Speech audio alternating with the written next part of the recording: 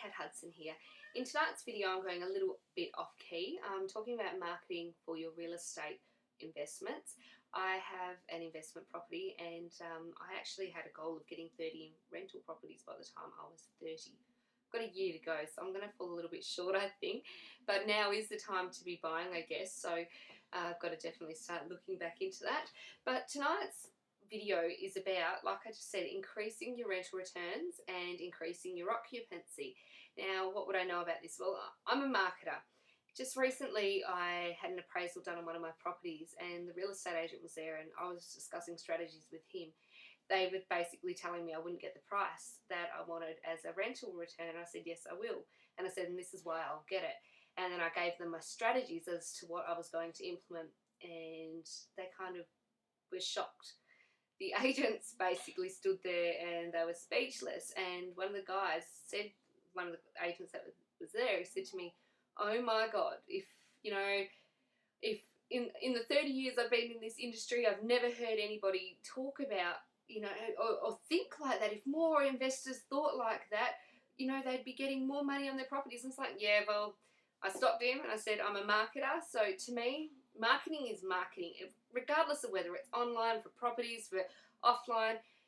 They're the same strategies, just different mediums, right? So when I look at increasing the return on a property, I think about small things I can do and do things different to make more money.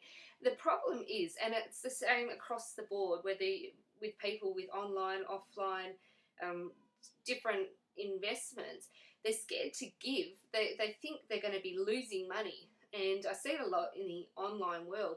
People are afraid to give stuff out or give too much because they think it's going to cost them and they're not going to be able to sell. And it's the complete opposite. It seems to be the more you give away, the more you get to keep. And I don't make the rules of the universe, so, that one's way beyond me, but it just seems to be that way.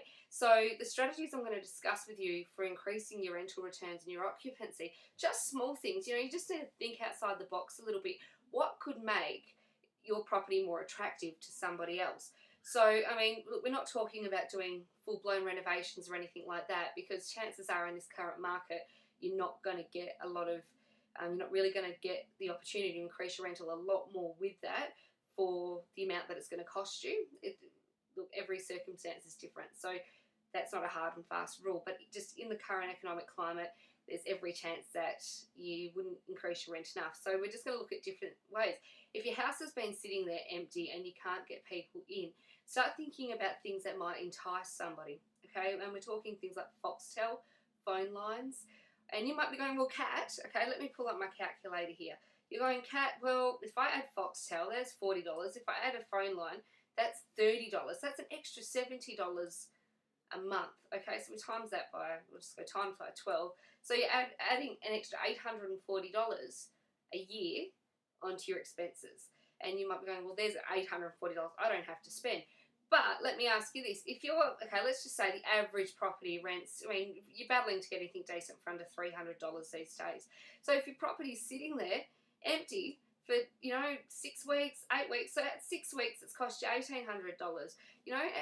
If you're losing $300 a week by not having a tenant, what's spending $840 a year to try and entice someone into your property, to make it that attractive that they go, oh, wow, well, I really like that house, but if I go to this house, I'm going to get Foxtel and a phone line, so I don't have to spend those costs of getting in, and especially if they're only taking 6-month leases, because to move those services, you're looking at, I think $150 roughly to move a Foxtel service, then another $100 to move your phone line, another $100 or whatever to move your internet. So the costs start racking up for the tenant. So if you've already got some things in place that's going to make it easier for them, it's going to be a no-brainer.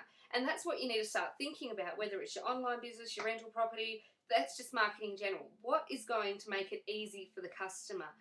If you can figure out what they want, or figure out methods and ways to entice somebody to make your offer look even more appealing and even more valuable, well, you're going to seal the deal. And why do I know this? Because I've done it time and time and time and time and time again. I've used these strategies myself.